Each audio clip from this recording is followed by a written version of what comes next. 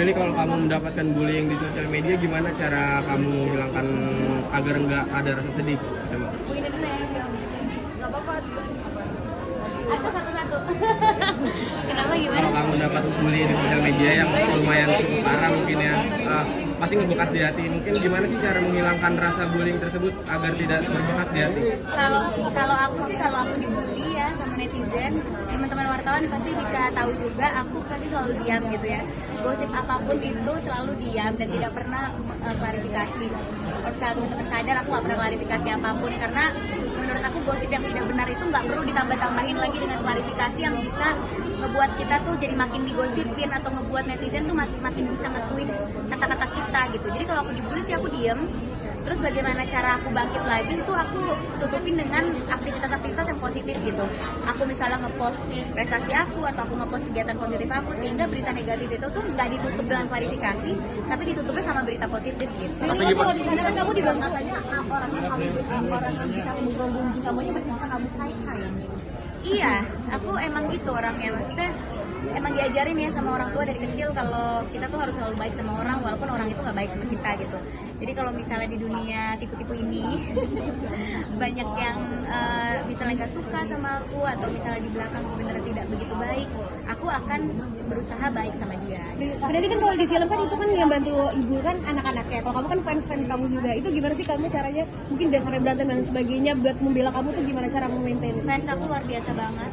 Makanya waktu nonton film Bu Sukerti, pas adegan Bu Prani disupport sama murid-muridnya, itu aku nangis karena aku relate banget sama kejadian itu. Waktu aku dibully, fans aku tuh ke rumah pakai baju April First, terus menguatkan aku untuk aku bisa bangkit lagi dan aku bisa ceria lagi. Jadi the best banget sih sebenarnya, fans aku bisa mensupport aku sampai sebegitunya gitu. Itu gimana cara kamu memaintainnya biar gak barbar, mungkin bahasanya itu gimana? Aku akrab sama penanggung jawab fanbase-nya. Jadi aku bisa mengedukasi mereka gitu, bahwa kalau aku lagi dibully, mereka jangan ikutan bully, tapi mereka lebih baik ngeposting prestasi-prestasi atau kegiatan positif aja. Jadi bisa ketutupnya lewat itu. Aku sering sih soalnya ngobrol sama fans ya, jadi bisa sekalian mengedukasi mereka juga.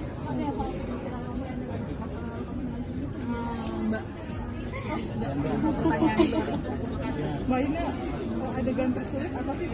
Kalau saya terus kan kagum banget sama adegan yang sama Omara di kolam.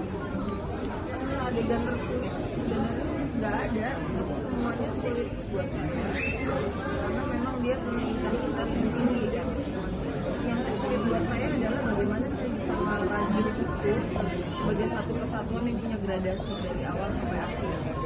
Jadi kalau syuting itu kan scene 50, besoknya scene 30 gitu.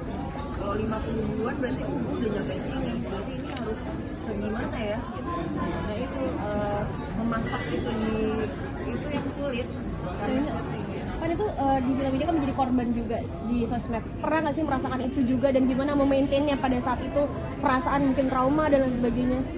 Tapi saya belum pernah, alhamdulillah, karena saya juga nggak reaktif di media sosial, jadi saya bukan orang yang suka mungkin juga ya kalau lihat IG saya juga setahun paling saya posting 6 kali doang gitu. Jadi emang kalau ada yang ngejek diemin aja kalau saya sih. Jadi pada saat traumanya itu Dengan etika dan bullying di sosial media, trauma. Enggak sih, aku nggak pernah sampai trauma dan sampai kayak Bu Prani ya, jangan sampai ya. Nah, karena mungkin aku lebih, maksudnya kalau Bu Prani kan orang biasa ya, terus tiba-tiba dia viral. Kalau aku kan aku udah ngerti konsekuensinya sebagai public figure, viral atau dibully itu adalah sesuatu hal yang mungkin akan kita lewatin.